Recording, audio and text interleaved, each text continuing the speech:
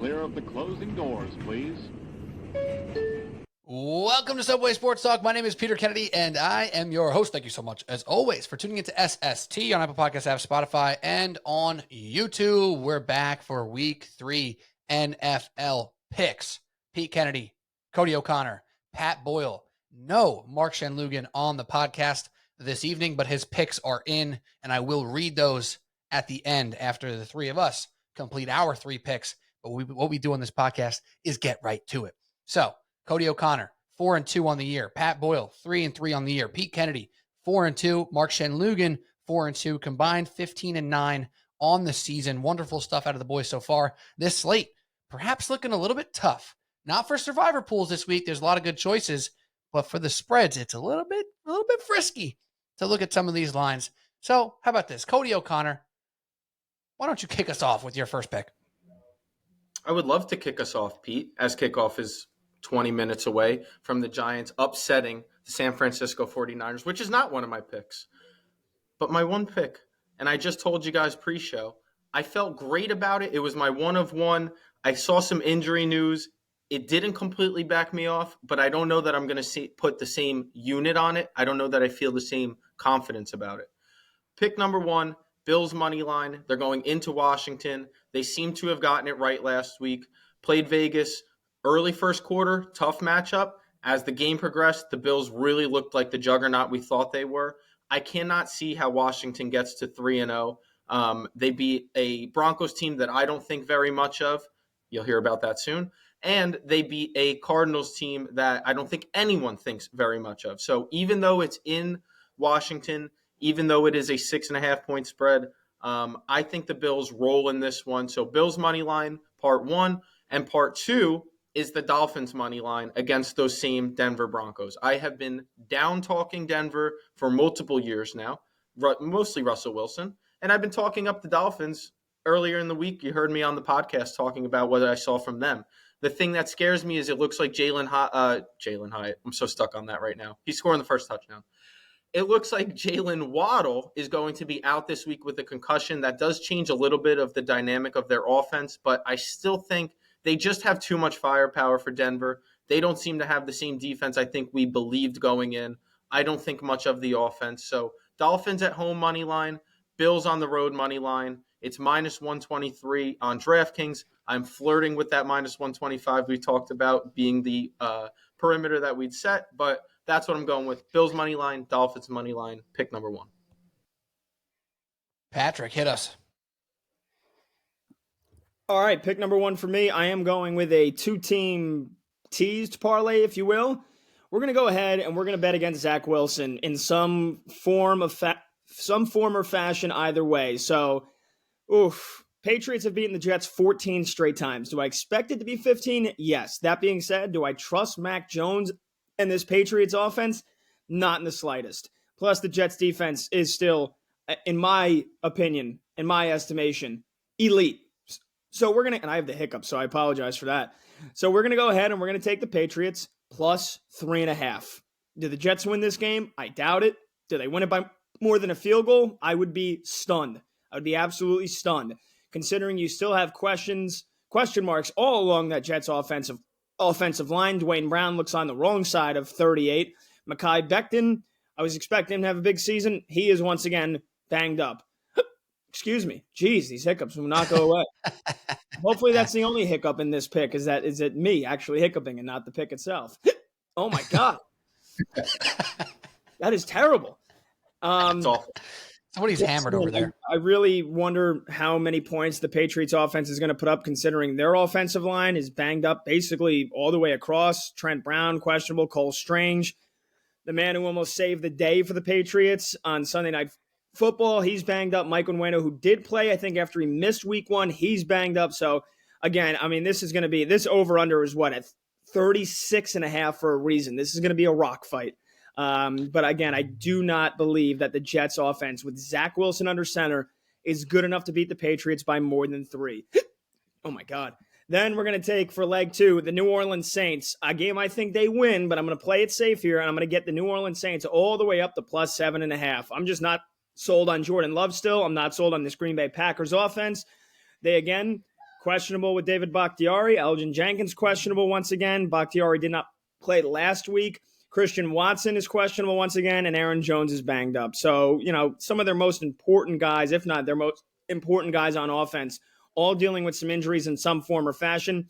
I think I saw a stat. They've been the first down differential. They're losing it 49-32 through 2 weeks so far. Yeah, they blew out the Bears week 1. Does that look like that big of a result right now? A couple weeks later, not so much. And yeah, they probably should have beat the Falcons, but they collapsed. And as good as Jordan Love maybe looked on red zone when you see him throw another 3 touchdowns, I think he was 15 for 26 or 29 for 165 yards. Not very good. So again, I don't see how the Packers, with Jordan Love, who has started all of 5 games in his career, I don't see them putting up enough points against a great Saints defense that always does good against young, inexperienced quarterbacks. So Patriots plus 3.5, Saints plus 7.5. That's minus 116. There we go, Patty B. The Jets-Patriots game is definitely interesting to me. Some sharp money on the Jets, and that makes me nervous. It depends where you look. I don't know. I kind of want to stay away, but I do agree with the fact that it will be close, if anything. The only thing that makes you a little nervous is if the defense for either side scores points, right? Then you can get a weird blowout from either side. That's the weird part, but I like where your head's at there, Patty. All right, my first pick is going to be a teaser, and it's hard not to look at teasers. There's certain legs out there that are just begging to be teased, and that makes me nervous. I'll just say that right now. I would like to take at least 2 straight bets every single week out of the 3. This week, I may not. My first pick, teaser. Here we go. Baltimore Ravens. They're currently at 7.5, minus 7.5, home against the Indianapolis Colts. I'm going to get them down to minus 1.5, and then I'll get the Pittsburgh Steelers in prime time from plus 2.5 to plus 8.5. There's a lot of sharp money coming in on the Las Vegas Raiders, but how can you trust the Raiders, if they do win this game, to win by more than a touchdown? You get the Steelers to plus 8.5 with that defense. You got to feel comfortable about them at minimum covering that spread. The Raiders are a team that I'm kind of keeping an eye on because I think they will be sneaky competitive this year, even if they don't convert into a lot of wins. But this game's going to be close at minimum if the Steelers don't win outright. I'm afraid of taking Steelers plus 2.5 just because of that sharp money. Gave me some hesitation with the Raiders at home, but Steelers plus 8.5 feels like a home run. On the Ravens front, minus 7.5, you get them down to minus 1.5. I think the Ravens are one of the better teams in the NFL right now. Their defense, despite injury, has looked really, really good. The coaching change last year on defense is coming to fruition in year 2. The coaching change on offense, though not incredibly smooth yet, is showing a lot of good things overall. And Lamar Jackson's playing decent to good football with great football on the horizon. Anthony Richardson, same thing with Jalen Waddle. Concussion protocol, perhaps. If he starts, we'll see. Gardner Minshew starts. I don't really care. The Ravens are going to win this game at home. 1 o'clock game. They're going to cover. The Gus Edwards factor is good for me. The Zay Flowers factor is good for me. And Lamar is doing what it takes to put points on the board and to win football games. I would probably go ahead and bet the Ravens minus 7.5 if I had to take it straight up, but you get them combined with the Steelers plus 8.5 and the Ravens minus 1.5. That's my first pick. That's a standard teaser, minus 120. All right.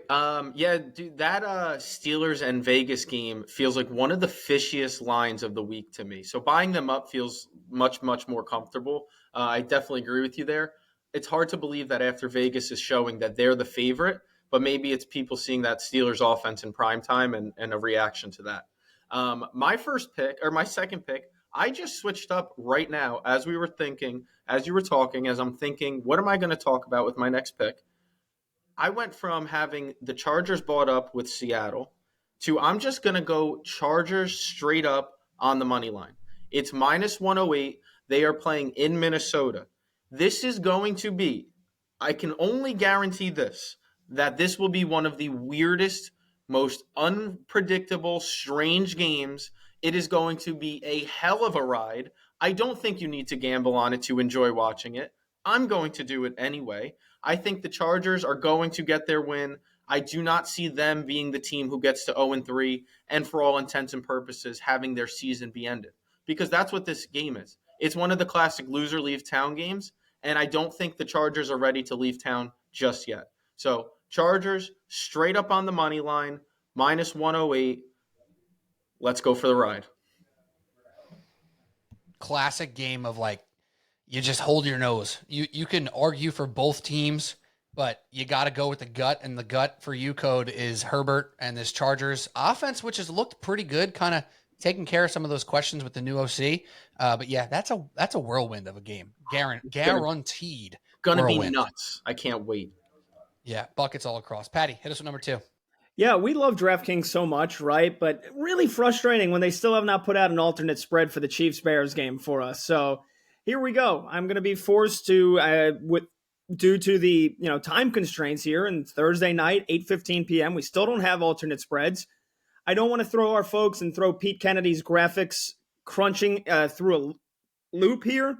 So I was going to take Chiefs halftime, full-time as a leg in the parlay, but that's just too confusing. So let's just make it easy. Chiefs just to win the game. Chiefs money line. Ravens just to win the game money line. And then the Jaguars. This is the how could it lose parlay, right? 3 teams. I don't see any chance they lose. So we're going to go oh my God, these hiccups won't stop. We're going to go Chiefs money line, Ravens money line, Jaguars minus 2.5. That is minus 116 odds.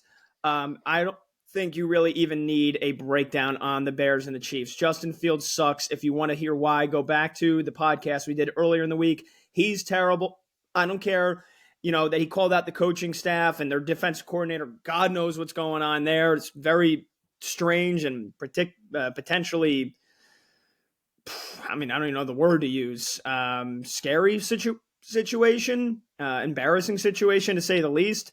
So they've got a ton of problems, and just because we feel like it's the obvious thing, hey, let's get some design runs for Justin Fields, doesn't mean that Luke Getsy and Matt Eberflus are going to be, aggressive enough to do it. I think to a certain extent they want to protect him from getting injured. So again, Bears suck. Justin Fields sucks. The Chiefs coming off of again, kind of lackluster performance against the Jaguars. I think this is a game where they want to show, hey, we're still the Chiefs. This offense is still going to get cooking. I think they get out to a big lead early. Maybe that's the reason they don't cover, the 12.5, 13.5 point spread right now. But I think they definitely win the game by 10. I don't think it's really ever an issue. So there's the Chiefs. Who had Ravens money line? Was that you, Pete? Yeah, minus 1.5, but yeah. Okay, yeah. So for most of the same reasons you said, the Colts, it might honestly be better for them if Gardner Minshew is the one under center. I think they can kind of throw the ball a little bit down the field more against a, once again, banged up Ravens secondary yet again. But the Ravens are at home. The Colts are still not a very strong team outside of, maybe 2 or 3 positions here. So they might be able to stop the Baltimore run. Again, who's it going to be? Is it Justice Hill? Is it Gus Bus? But either way, Zay Flowers has looked very good so far. Mark Andrews is Mark Andrews. And if he's healthy, which he wasn't for a lot of last year, but when he is healthy, he's Lamar Jackson's safety blanket. So again, this might be an ugly one. Maybe this is one where if you're feeling yourself, take the Colts +8, especially if Minshew's playing. I don't see any way they lose the game. So Ravens at home, they get it done. And then I think this is going to be an absolute blowout with the Jaguars and the Texans. I know it's a divisional game. I know Trevor Lawrence has not looked great so far. But again, I think coming off of a horrible performance in the red zone against the Chiefs where they had their chances, it's one thing if the Jags are coming off a great week and it's maybe trap game. They're coming off a bad week. And I think this is one, again, they get everything rolling. They bounce back. They put up a ton of points. This Houston defense is suspect to begin with.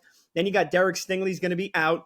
Jalen Petre, the safety, is questionable. And again, it is a rookie quarterback and CJ Stroud. I am not a big fan of any of the rookies in this quarterback class. I don't think he's very good. I think this Jaguars pass rush is going to eat him alive. So Chiefs money line, Ravens money line, Jags minus 2.5. That's minus 116. That's called the Shenloogian special, if I'm not mistaken. Where could this possibly lose? And when we get to Shenloogian's picks later on, just hang on tight because it'll take me 10 minutes to read off all the legs in all of his freaking picks. This guy Shenloogian over here, 9 teams to make 3 picks, and he's not here, so I'm talking smack. I don't care. Anyways, Shen, I love you. I do. It's I really the best do. when it gets to minus 120.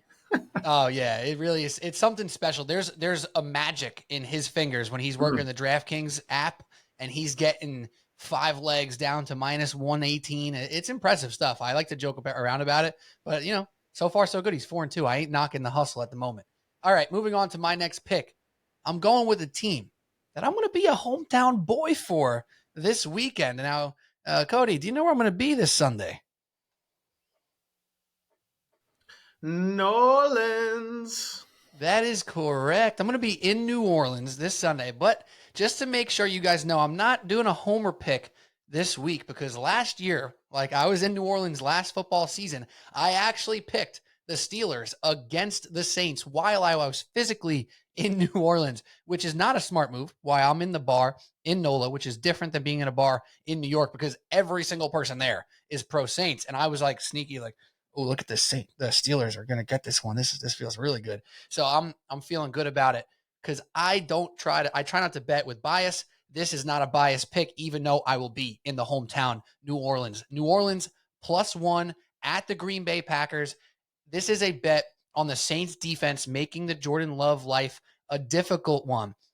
The Saints defense has been unquestionably good. The offense has had some bumpy moments over their first 2 weeks, but you get them at +1. Looking at this being in Green Bay, you can imagine if this was in New Orleans that you're going to look at a 3.5 possibility for the New Orleans Saints. Because, right, you imagine it's a 2-point swing for the hometown team in the year 2023. So that tells me the Saints are the better team. I'm going to bet on the better team, the better defense, and the better quarterback in Derek Carr, even though he's been a little bit iffy to start. Also, 58% of the bets on the New Orleans Saints, 65% of the cash. That's according to pregame.com. That gives me a little bit extra inkling of confidence betting on the Saints with a little bit of sharp money coming on them. I'm not buying the Packers just like Pat Boyle isn't either. So I'm going Saints +1 straight up. That's my second pick.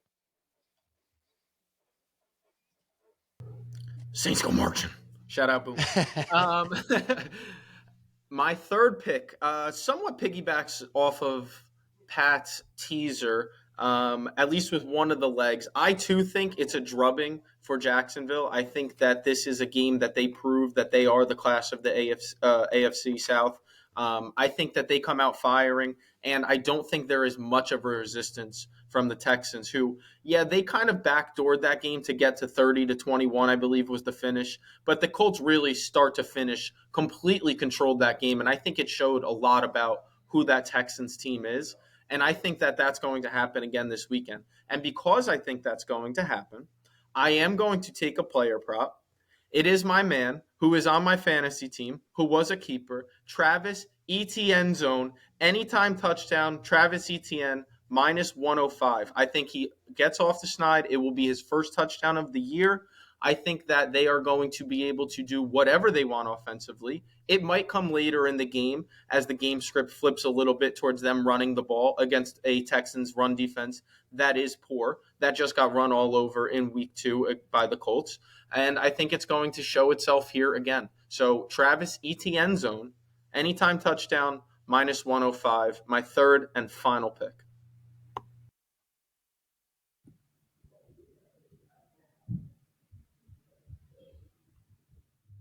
All right. Patrick. I think we learned. I thought you were going to have something to say about Cody going with the player prop yet again. You were burned last week, Cody, but the player prop ain't scaring you away, is it? Not yet. No. You can't lose twice in a week on a player. I mean, twice in 2 weeks on a player prop, right? You only lose when you stop. That's my all-time gambling mantra. With the hiccup wins again. Myself after we're done recording this.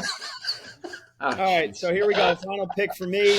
I'm going standalone game, the classic Patty B teaser, a little bit of points, a little bit of on the over-under here. And, Pete, I'm going to go opposite of you because I like the Raiders on Sunday night. So give me the Raiders +4.5, under 49.5 against the Steelers in Vegas Sunday night. First thing I saw, which I loved, and it confirmed my thinking, so that's what, confirmation bias. So, yes, we're going to run with that. I think Mike Tomlin road unders in the last 3 years are hitting at like nearly 70%, which is just absurd. So, again, they have a terrible offense. Matt Canada is a horrible offensive coordinator. I like Kenny Pickett. I want him to be good. They don't have much of an offensive line. And outside of George Pickens, there ain't much to work with in the receiving in the receiving room. Sorry, Allen Robinson. Sorry, Big Muth, Pat Fryermuth. They're not very good, right? So unless it's Pickens with a 72-yard slant for a touchdown making it happen, they ain't going to move the ball much on offense, especially because Najee Harris looked like he was 80 years old for the first half. Did have a couple of nice runs in that second half late in the game against Cleveland. By that point, a couple of their defensive starters were already knocked out of the game. So I just don't see how Pittsburgh is going to manufacture a lot of points. I'll tell you this much. Boy, did it feel good to be on the winning side of a bet that I had no business winning with the Steelers defense Monday night, scoring 2 defensive touchdowns when the Browns really should have won that game. So, again, don't see the Steelers scoring a ton of points, but yet again, their defense will be their saving grace, if you will. It'll be what keeps them in the game, and that pass rush is great. But the Steelers can be run against. I mean, you had Jerome Ford ripping off a 70-yard run. Even when Chubb went down, the Browns were still running the ball very, very well. And that is especially the case if Cameron Hayward is out, which he is. He's on IR. So there you go. Steelers can be run on. Hello, Josh Jacobs. Thank you very much. Let's run for 100 yards on Sunday night, shall we? And let's have Jimmy Garoppolo just game manage here. And let's not have what happened to Deshaun Watson, where you throw an interception, granted off a deflection, where you get strip sacked for a touchdown. Protect the ball, Jimmy G. You don't have to get, nickel and dime them down the field. So the Raiders are, I think, a better team overall. I think their defense is kind of underrated. I think everybody kind of just says, oh, Raiders defense, they must suck, right? And outside of Max Crosby, who do they really have? They haven't played, horrible on defense. Now, look, I fully understand they gave up 38 points to the Buffalo Bills last week. I think that was a bad matchup for them. I think that was a big bounce back spot for the Bills. I like the Raiders. I think they're a decent team. And I think this matchup really favors them. They can run against the Steelers, and the Steelers offense ain't doing much to move the ball against them.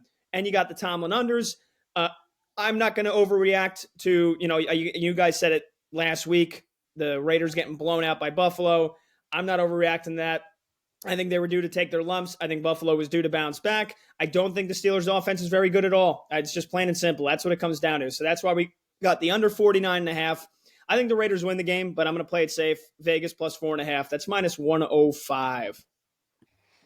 If I wasn't such a coward, I would have taken the Raiders straight up, Pat. So I love that pick, but I am a coward when it comes to Josh McDaniels. So I'm a little bit taken back from that 2.5 versus Mike Tomlin on primetime, but I love where your head's at, Patty. But I'll go with my last pick here, and I have a little bit of a change up here. I was going to go with one of my legs on this teaser straight up, but a line moved from where I'm looking at it earlier in the day to right now, and it makes me have a new opinion on my third pick here. So I'm going to take the Atlanta Falcons from +3 to +9, and I'm going to take the Dallas Cowboys, which are now minus 12.5 on DraftKings, which means I can get them down to minus 6.5, under that key number of 7. So I got the Falcons +9, Cowboys minus 6.5, and that teaser feels good to me. We all know why the Cowboys are better than the Cardinals. They're better in basically every single position on the entire football field. We know Trayvon Diggs went down with the injury, season ender. Sad to see that happen,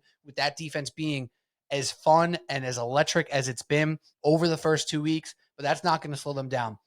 Their bread and butter is still the D-line. They're going to give Josh Dobbs all the issues that the Giants couldn't in the first half last week, and that poor guy, Josh Dobbs, is going to be running for his life for Micah Parsons and them boys in Dallas. The offense for Dallas, this is a get-right week for them. They've looked fine over the first 2 weeks, but this is a week where Dak Prescott can eat. They've won both of their first 2 games by big-time numbers. Obviously, 40 in the first game, 20 points nearly, if not more than that, against the Jets in week 2. You get them down to minus 6.5. You're just asking the Cowboys to win by a touchdown. With the way these two teams are set up, you got to feel really good about that. I would consider taking them at minus 12.5 alone, but why not get them down to 6.5? Then Atlanta Falcons. The original number to start this week was Lions minus 6, which made me think I am betting the Falcons straight up. But throughout this week, the injuries for the Detroit Lions stacking up a little bit. Now it's down to minus 3. Falcons are a good team. I think they could compete with the Lions on any given Sunday. And now with these injuries, now with this teaser leg, getting them up to +9, I do not see the Lions having what it takes with O-line injuries, defensive injuries, getting a big-time dub of double digits. That's not something I expect from this Lions bunch. I like the Lions this year. I think they're going to be in the playoff hunt. but I'm not trusting them to put away a team that can run the ball the way the Falcons have this year, have the weapons like Bijan Robinson and Drake London, who cooked a little bit in week 2. Plus, the Falcons defense is tremendously improved. They're not a tremendous bunch, but they're tremendously improved from last year. This game's going to be close. I lean to Falcons +3. I almost made that my straight up pick for number 3, but with that Cowboys line moving to a point, I can get them under 7. I love getting the Falcons at +9. So that's my final pick, number 3, Falcons +9, Dallas Cowboys -6.5, standard teaser -120. And that's the picks for week 3, but not yet. Not all the picks just yet, because we have Mark Shenloogian's picks. Let me read them boys off. And of course, my text message just scrolled all the way to the bottom, so I lost them all. Here we go. Mark Shenloogian's picks for week number 3, brought to you by HowCouldItLose.com. First pick, 49ers money line, Jacksonville Jaguars money line, Seattle Seahawks +3.5. We know how Mark Shenloogian cooks.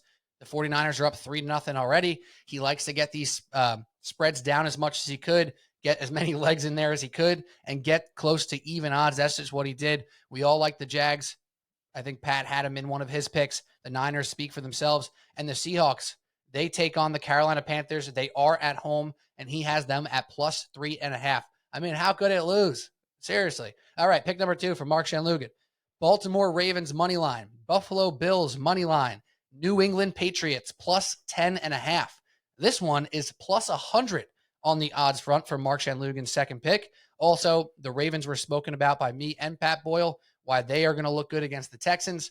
Then you got the Buffalo Bills, who rolled in week 2. Now they go to Washington, take on the Commanders. -6.5 is the spread right now. He gets them at money line. And the New England Patriots +10.5. Back to Patty B's point of saying, even if the Jets find a way to pull this one out with their defense being as special as it is, Mark Shenloogian's getting 10.5 points for Bill Belichick's boys, who haven't lost to the Jets since Ryan Fitzpatrick was playing quarterback who knows how many years ago. Mark Shenloogian's third pick, another 3-legger. That's 9 legs for 3 picks. That's how this boy does it. Kansas City Chiefs money line, Dallas Cowboys down to -5.5, and the Detroit Lions up to +7.5. That is -120 odds for Mark Shenloogian. You got the Chiefs taking on the Bears. Don't have to say much there. Cowboys against the Cardinals. I just spoke about that one. And despite me being on the Falcons side with +9, he's got the Lions at +7.5, getting an entire touchdown to cover up that one, which again, if the Falcons do win this game, they're winning these things by controlling the ground game, playing decent defense, Desmond Ridder not turning the ball over. So even if the Lions can't figure it out and win this one at home with some injuries, Shen's got +7.5. So, fellas, any thoughts on the HowCanItLose.com 3 picks of the week for Mark Shenloogian? When it does lose, I'm sure, somebody will have missed a tackle or a kicker will be to blame. So that was the play last year. Blame the kickers, as if somebody doesn't miss a field goal every week. So the blame the kickers was awesome. Just even listening and not even being a part of it. Blame the kickers was like it once every 2 weeks. I kind of hope it comes back. I'm not rooting for him to lose, but if he is going to lose. Yes, you are. I kind of hope it's in epic fashion. Well, I hope he loses the Niners money line bet, of course. That's true. The next week's picks will be blamethekickers.com. So that's next week's sponsor for Shen's picks.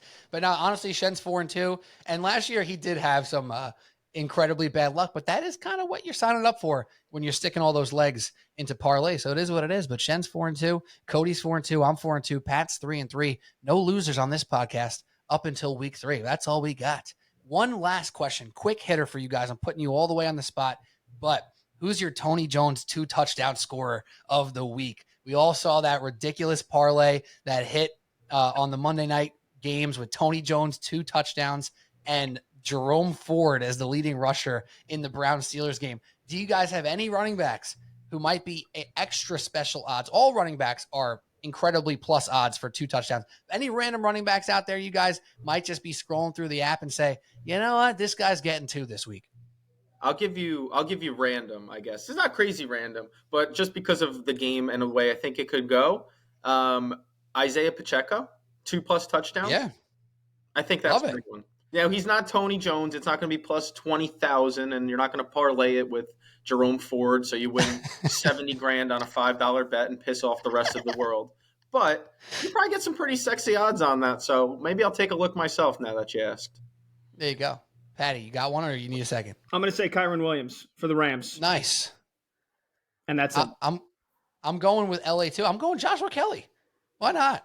Not like kind of like Cody's pick. It's not like so random because he's not a backup anymore with Eckler being out for a little bit of time here. But Josh Kelly in this high scoring game against the Minnesota Vikings, 2 little punch-ins when the Chargers get close to the goal line. Why not? It's possible. Maybe one of us will win $70,000 this week. And then, this podcast will really be sponsored by howcoulditlose.com. And that's it. That's all we got. Subway Sports Talk. Don't forget, subscribe, rate, review on all your podcast apps. Subscribe, notification bell on YouTube.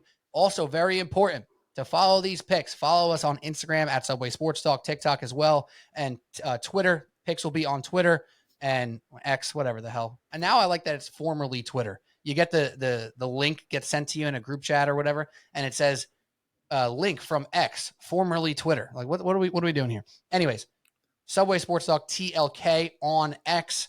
The picks will be up on social media. We'll try to get some videos out as well, but hopefully you enjoy this podcast because then you don't need the videos. You already know all of our takes. You're going to tail with the boys who are 15 and 9 through 2 weeks. Great stuff. All right, Cody, Pat, Pete, Mark, thank you as always for your time. Let's get some more winners in week 3. Subway Sports Talk, we'll talk to you soon. Cheers.